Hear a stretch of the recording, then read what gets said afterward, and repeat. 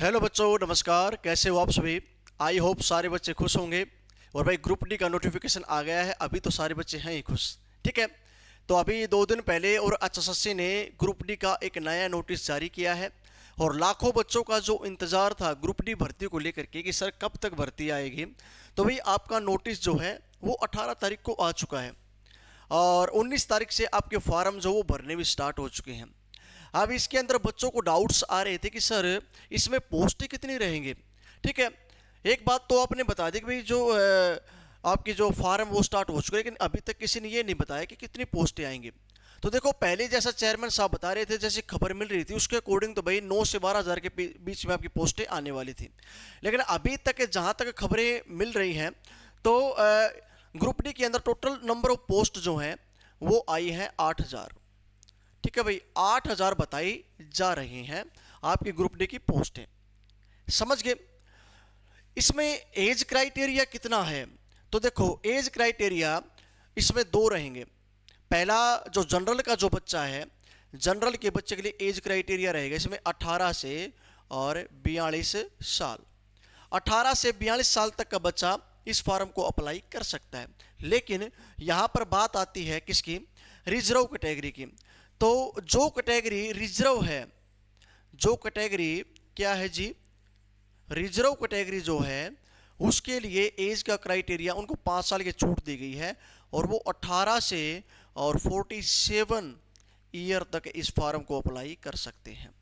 ठीक है भाई, तो 18 से और 47 यानी 47 साल तक इस फॉर्म को अप्लाई कर सकते हैं। ये आपका क्या रहेगा भाई? एज का क्राइटेरिया रहेगा। ठीक है, क्वालिफिकेशन क्या है? तो भाई बहुत से बच्चे सोचते हैं मेरे पास में बीए, अब में बीएड होनी चाहिए। नहीं भाई, ऐसा कुछ भी नहीं है। ग्रुप डी की भर्ती है, शाही नौकरी है, दिखने में छोटी है, शाही नौकरी है। लेकिन इसके लिए क्वालिफिकेशन मात्र और मात्र आपकी 10th पास होनी चाहिए। क्या होनी चाहिए जी? 10th पास आपकी क्वालिफिकेशन होनी चाहिए। पास होना अनिवार्य है, पास तो होना ही पड़ेगा भाई। ऐसा नहीं है सर मेरे को कंपार्टमेंट आया हुआ है या फिर मैं अभी 10वीं में हुआ हूँ, क्या मैं अप्लाई कर दूँ? ऐसा नहीं भाई, आपको 10वीं पास आउट होना अनिवार्य है। समझ गए? तो पोस्ट, एज और क्वालिफिकेशन। अब नेक्स्ट मुद्दा, इसमें सिलेबस का क्या रहेगा?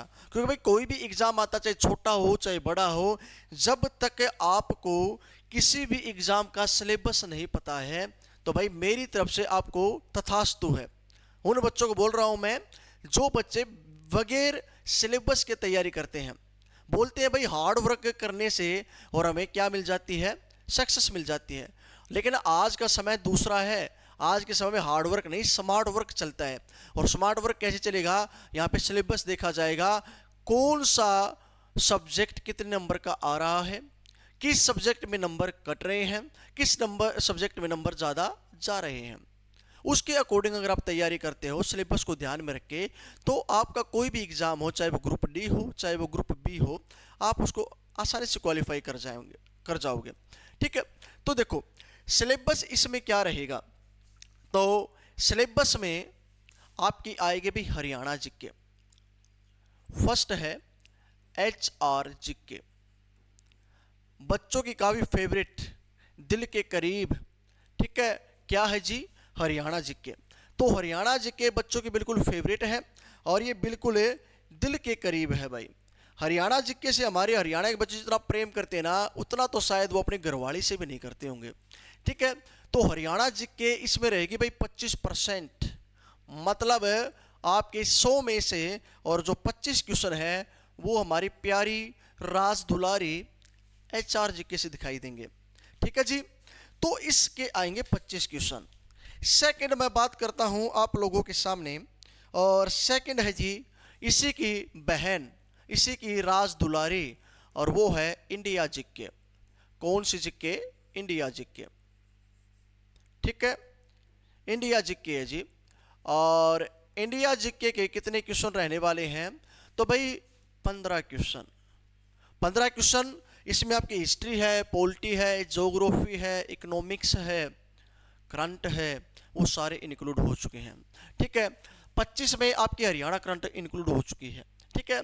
अब मैं बात करूं नेक्स्ट, तो नेक्स्ट है जिससे 50% बच्चे डरते हैं, और वो है हमारा मैथ दादा। ठीक है, मैथ की बात करता हूं भाई। तो मैथ के क्वेश्चन भी आएंगे 15 क्वेश्चन रहने वाले हैं जी। किसके? तो 15 क्वेश्चन रहने वाले हैं आपके मैथ के। ठीक है, 15 क्वेश्चन मैथ के रहने वाले हैं। ठीक है जी। नेक्स्ट मैं बात करूं तो मैथ के बाद में नेक्स्ट है इसमें साइंस। साइंस के कितने क्वेश्चन रहेंगे जी? तो साइंस के क्वेश्चन रहेंगे 15। ठीक, तो कितना पोर्शन हो गया आप खुद ही देख लो। कितना पोर्शन हो गया भाई? देखो 25 और 15 40, 40 और 30 70। तो 70 नंबर का आपका ये फॉर्मूला रहेगा। ठीक है, 70 नंबर तो आएंगे आपके यहां से भाई। आप देख लो भाई आपकी यहाँ पे कितनी ज़्यादा स्ट्रॉन्ग क्या है, तो आप यहाँ से देख सकते हैं। ये 70 क्वेश्चन है, लेकिन सिलेबस यहीं पे ख़त्म नहीं होता। इसके बाद में नेक्स्ट जो रहेगा ना, तो नेक्स्ट आपके नेक्स्ट बच जाती है रीजनिंग।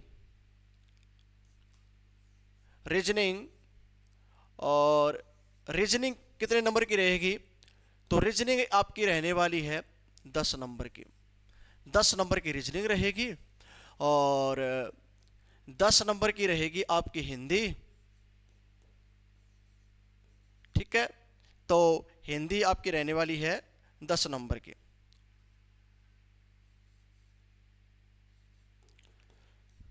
ठीक है, और लास्ट में बच गए भाई जिससे हमारे हरियाणा के बच्चे सबसे ज़्यादा डरते हैं, और वो है इंग्लिश। और इंग्लिश कितने नंबर की रहेगी? तो इंग्लिश रहेगी 10 नंबर की। तो 70 क्वेश्चन तो वो हो गए।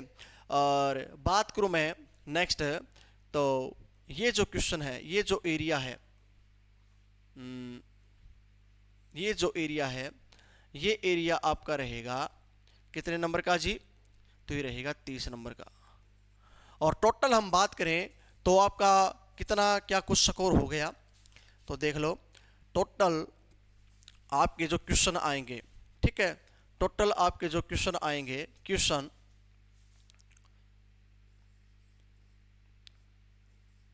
कुल प्रश्न,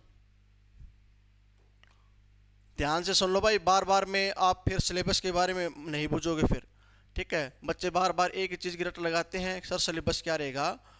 तो कुल प्रश्न रहेंगे 100। ठीक है, क्वेश्चन भी कितने रहेंगे? 100।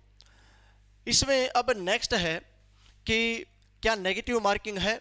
तो भाई हम बोल सकते हैं इसमें नेगेटिव मार्किंग नहीं है।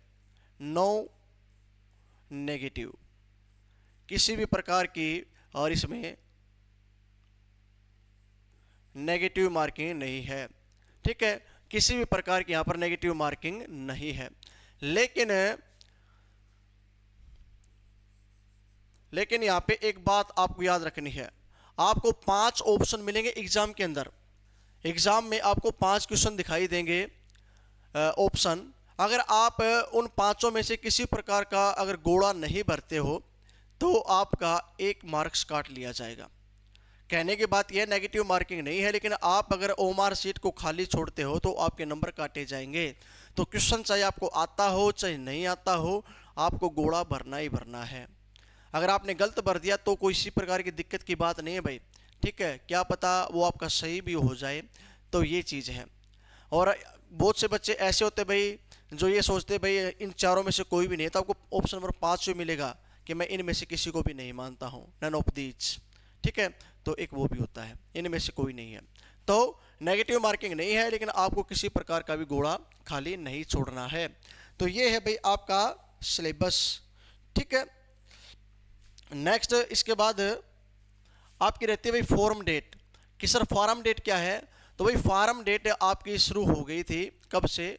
19 से। 19/6/2026 से आपके फॉर्म क्या है? शुरू हैं। यहां से आपके फॉर्म हो गए शुरू। लेकिन ये फॉर्म कब तक भरे जाएंगे? 3/7/26 26 ये है इसकी अंतिम तारीख, अंतिम तारीख। यहाँ तक आप इसके फॉर्म लगा सकते हो। ठीक है, अगर किसी बच्चे ने मान के चलो फीस डिपॉजिट नहीं की है तो 6/7/26 ये क्या है, फीस की अंतिम डेट है भाई, फीस की अंतिम डेट। यहाँ तक आप और अपनी फीस को डिपॉजिट कर सकते हो। ठीक है, और जिस बच्चे को लगा लो भाई फॉर्म में कोई गलती हुई, करेक्शन करनी है, तो 7/7/26 ये है आपकी करेक्शन डेट, करेक्शन तारीख। इसके बाद में आपको किसी भी प्रकार का कोई भी मौका नहीं मिलेगा भाई। तो ये आपकी करेक्शन डेट है, समझ गए, ये है आपकी करेक्शन डेट। आ रही है बात समझ में? ठीक है, अब देखो एक बात बता देता हूं। अब बच्चे सोचते हैं कि सर हम तैयारी कैसे करें, तैयारी का कोई फॉर्मूला बताओ। तो भाई डरने की बात नहीं है, मैं आप लोगों के साथ में हूं। ठीक है, देखो अभी हरियाणा पुलिस का एग्जाम भी होगा और लगभग मान के चलो पॉसिबिलिटी है ना, तो आपका जो ग्रुप डी का जो पेपर है ये होने की पॉसिबिलिटी है नवंबर तक की। कब तक की है भाई? तो अक्टूबर और नवंबर के आसपास ग्रुप डी का पेपर लिया जाएगा, ये आपके पेपर की होने की संभावना है। हालांकि अच्छा सा टाइम कम ही दे सकती है भाई, लेकिन पॉसिबिलिटी है क्योंकि अभी हरियाणा पुलिस के एग्ज़ाम भी होने हैं। ठीक है, तो उसके अकॉर्डिंग तो अक्टूबर नवंबर तक आपका पेपर होने की पॉसिबिलिटी है, और अक्टूबर नवंबर तक आपका पेपर होता है। तो देखो मैंने अपने चैनल के ऊपर पहले ही आपको हरियाणा जीके करवा रखी है, आप प्लेलिस्ट में देख लेना और वहाँ पे जा करके आप वो हरियाणा जीके क्लास लगा सकते हो। प्लेलिस्ट में क्लास पड़ी हुई है, हिस्ट्री करवा रखी है और मैंने पॉलिटी करवा रखी है। ठीक है, इसके अलावा मैंने अपने इसी चैनल पे और इंडिया जीके करवा रखी है। ठीक है, इंडिया जीके की भी मैंने क्लास प्रोवाइड करवा रखी है, इंडिया हिस्ट्री करवा रखी है, तो आप वो भी वहाँ से कर सकते हो। तो ये तो हो गई भाई पुरानी बात। नेक्स्ट लेटेस्ट क्या है? तो लेटेस्ट बात ये है कि अब मैं बहुत जल्दी हरियाणा जीके की एक नई सीरीज शुरू करने जा रहा हूँ, एक नई सीरीज शुरू करूँगा और उस सीरीज के अकॉर्डिंग आप लोगों को क्या करवाई जाएगी, रोज़ाना और 50 क्वेश्चन की और प्रैक्टिस करवाई जाएगी। रोज़ाना 50 क्वेश्चन की आपको प्रैक्टिस करवाई जाएगी। मान के चलो अगर मैंने आपको 50 क्वेश्चन आज करवाए हैं तो 50 गुणा 4, जो 4 ऑप्शन विद सॉल्यूशन करेंगे हमें, तो यहाँ से आप रोज़ाना 200 क्वेश्चन करोगे। और अगर मैं कंटिन्यूटी ये मान के चलो आपकी 60 क्लास लगाता हूँ तो 60 क्लास पर क्लास में 50 क्वेश्चन और उसके 4 ऑप्शन, तो टोटल कितने हो गए भाई? देखो तो 5 चौके 20 और ये हो गए आपके कितने भाई, 2000 क्वेश्चन आपके हो चुके हैं। 2000 हो गए होंगे। ये आपके क्वेश्चन भाई कितने हो गए हैं? लगभग शायद 12,000 हो गए हैं ना। तो ये आपके मैंने आपको 12,000 क्वेश्चन करवा दिए। ठीक है, तो इतने क्वेश्चनों की जब हम प्रैक्टिस कर लेंगे तो आप खुद ही सोच सकते हो कि हमारा पीछे से क्या बचेगा, कुछ भी बचने वाला नहीं है। तो सारे बच्चे भाई जो हरियाणा ग्रुप डी की तैयारी करना चाहते हैं वो सारे बच्चे अपने इस चैनल से जुड़ करके तैयारी कर सकते हैं। किसी प्रकार का बैच नहीं है, बिल्कुल फ्री ऑफ कॉस्ट में है। और जैसे जैसे आपका एग्ज़ाम पास में आता जाएगा तो उसके अकॉर्डिंग मैं आपको जो अदर सब्जेक्ट हैं उनके भी टीचर प्रोवाइड करवाता रहूँगा। ठीक है, तो आई होप भाई आज का जो सेशन है आप सभी को पसंद आया होगा और आपको अब सिलेबस के रिगार्डिंग कोई भी दिक्कत नहीं आएगी। ठीक है, एज के रिगार्डिंग, क्वालिफिकेशन के रिगार्डिंग वो मैंने सारी बातें आपको बता दी हैं। तो चलिए बच्चों, अभी के लिए इतना ही। धन्यवाद। जय भारत।